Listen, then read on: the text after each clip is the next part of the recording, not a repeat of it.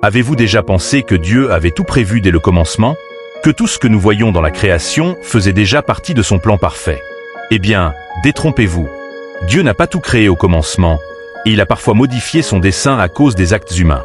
Si certains pensent que la création de l'arc-en-ciel, par exemple, faisait partie du plan originel, c'est tout le contraire. Ce signe de l'alliance entre Dieu et l'humanité a été ajouté après l'obéissance de Noé. Mais ce n'est pas tout.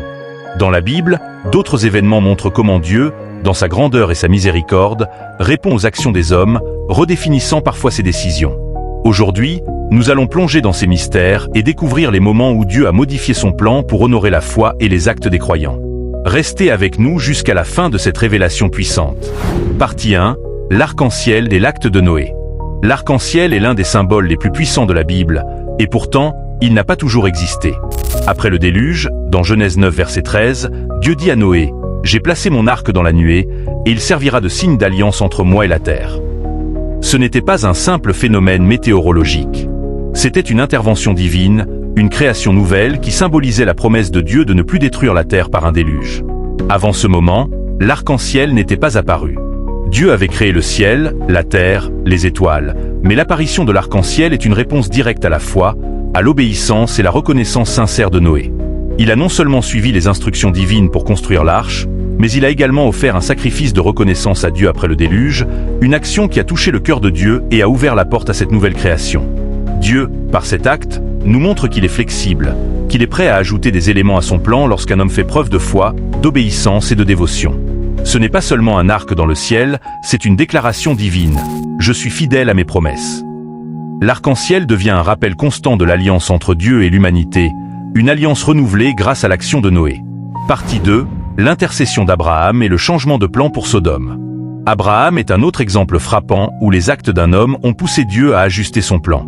Dans Genèse 18 versets 23 à 33, nous assistons à un moment où Abraham intercède pour la ville de Sodome. Dieu, dans sa justice, avait l'intention de détruire cette ville en raison de sa corruption et de son péché.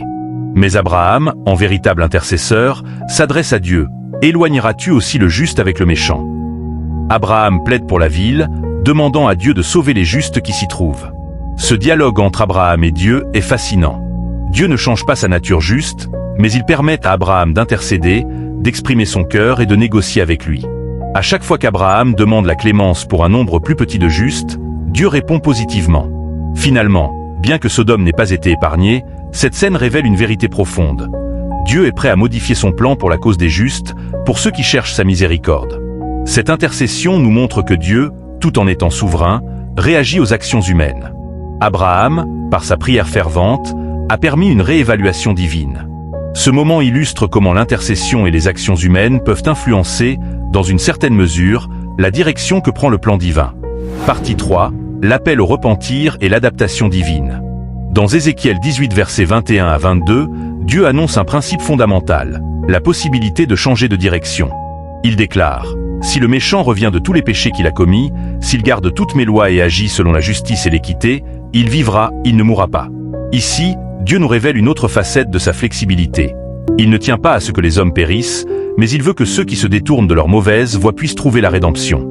Ce passage est essentiel pour comprendre que Dieu ajuste ses décisions en fonction des actions des individus. Si le pécheur se repent sincèrement, Dieu réévalue sa sentence et l'accorde une nouvelle chance. Ce changement dans son plan n'est pas dû à un acte spécifique d'un individu comme dans le cas de Noé ou Abraham, mais plutôt à un principe divin fondamental, la miséricorde. Ézéchiel souligne ici que Dieu ne veut pas de la mort du méchant, mais qu'il veut que tous aient la possibilité de changer, de revenir à lui et de vivre. Ce principe montre que Dieu adapte ses décisions et sa manière d'agir face aux choix des hommes.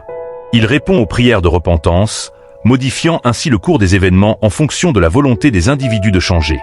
En résumé, Dieu n'a pas tout créé au commencement, et il continue d'agir dans l'histoire en réponse à la foi, à l'intercession des hommes, à la repentance et à la reconnaissance sincère à Dieu. L'arc-en-ciel, symbole de l'alliance éternelle, nous rappelle que Dieu ajoute des touches à son plan en fonction de nos actions. Abraham, par son intercession, a vu Dieu réévaluer son jugement pour Sodome. Et dans le livre d'Ézéchiel, nous découvrons un Dieu prêt à changer son plan lorsque le pécheur se repent. Ces histoires nous montrent que Dieu est flexible, réactif et profondément impliqué dans l'histoire humaine. Il ne nous laisse pas dans un destin immuable, mais nous invite à coopérer avec lui. Quelle sera notre réponse face à son appel ? Serons-nous, comme Noé, obéissants, ou, comme Abraham, intercesseurs? Que votre foi, vos actes et vos prières changent le cours de l'histoire divine. N'oubliez pas de liker, de vous abonner et de partager cette vidéo pour en apprendre davantage sur les mystères de la foi. À bientôt!